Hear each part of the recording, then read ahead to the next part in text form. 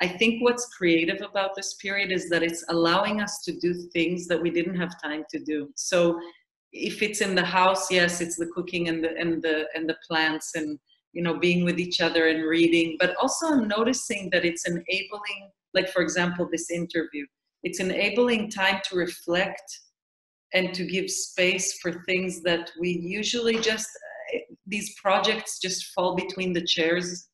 As we say in Hebrew, they don't have a moment because we're so busy with doing things that we don't have time to reflect upon them or to question them, or at least that's how I feel in my life. And this has become a moment where my energy is going into different things that usually I don't have time for, in terms of like even just thinking about the work, talking about the work, writing about the work, reading journals. I have 10 years and more of journals like that I write during, I never go back because I'm like moving forward to the next project. And this was an opportunity to go back into these journals and read the thoughts and processes that I've been through and how they kind of impact still some of the things I'm doing now.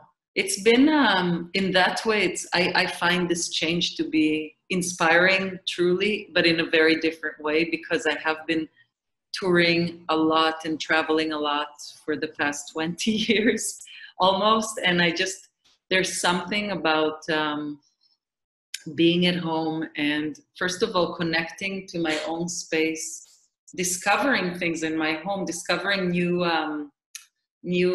areas that I like, you know, because you start to have these rituals in your house of how you enter, where you go first, where you go second, where you like to have your coffee, how do you like to read a book. It's the first time in 20 years that I've been able to.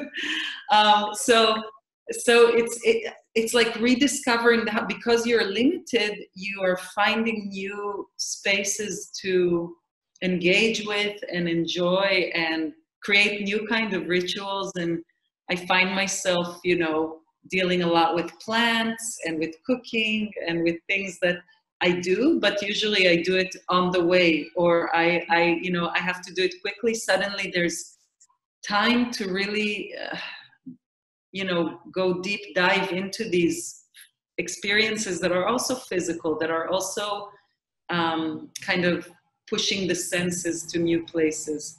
And, you know, I don't know, it's still a question of how this all relates back into making work, but I can definitely tell you that, you know, I was supposed to have a premiere at the end of March of Practicing Empathy #2, which is the second practice that I've developed, which is all about connecting with strangers. So it's about holding the hands of strangers and also even touching face. I mean, all the things that are completely illegal right now and not allowed. That's basically like practicing empathy too. And it's super interesting for me that this was what I was dealing with, what I was concerned with a moment before this change.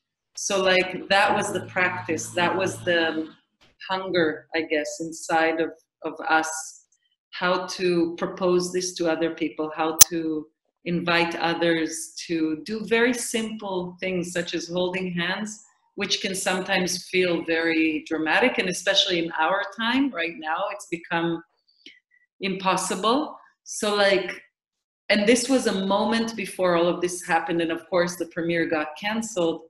And for me, I'm still in this strange zone of asking myself, what does that mean? Like how I could think about these proposals that we worked on and we tried with different people in different communities.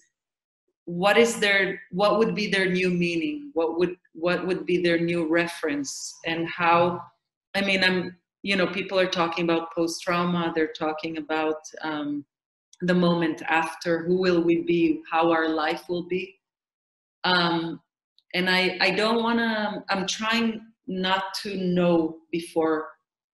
I'm trying to kind of be in the moment with what's happening and noticing how these themes of empathy, and specifically what I was also working on, what kind of